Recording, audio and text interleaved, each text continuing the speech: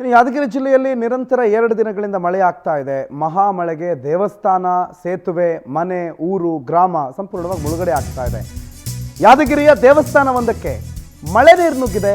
ದೇವಸ್ಥಾನಕ್ಕೆ ಹೋಗೋ ಭಕ್ತರು ಮತ್ತು ಅಲ್ಲಿನ ಆಡಳಿತ ವರ್ಗ ಸಿಬ್ಬಂದಿ ಪರದಾಡ್ತಾ ಇದ್ದಾರೆ ದೇವಸ್ಥಾನಕ್ಕೆ ನೀರು ನುಗ್ಗಿರೋದ್ರಿಂದ.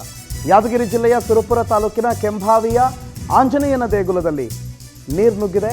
ಕೆಂಭಾವಿಯಲ್ಲಾಗಿರೋ ಘಟನೆ ಇದು.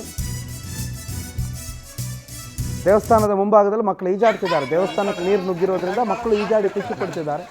ಅಂದರೆ ದೇವಸ್ಥಾನಕ್ಕೆ ಹೋಗೋ ಭಕ್ತರಿಗೆ ಅವಕಾಶ ಇಲ್ಲ ಮತ್ತು ದೇವಸ್ಥಾನದಲ್ಲಿ ಪೂಜೆ ಪುನಸ್ಕಾರ ವಿಚಾರಗಳಿಗೆ ಸ್ವಲ್ಪ ಕಷ್ಟ ಆಗ್ತಾ ಇದೆ. ಬಟ್ ಮಕ್ಕಳಿಗಂತೂ ಖುಷಿ, ನೀರಲ್ವಾ. ಮಾತು ಕೊಡದ್ರಲ್ಲಿ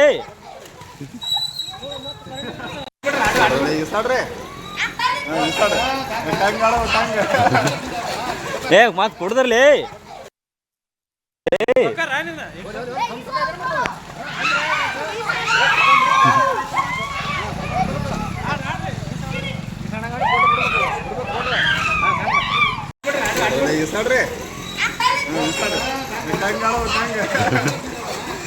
ಮಾತು ಕೊಡದ್ರಲ್ಲಿ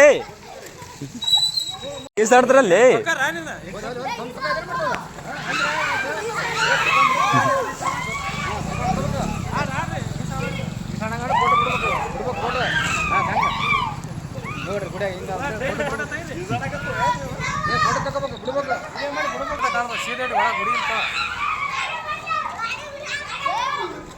ಗರ್ಭ ಗುಡಿಯ ನೀರು ಕಾಣ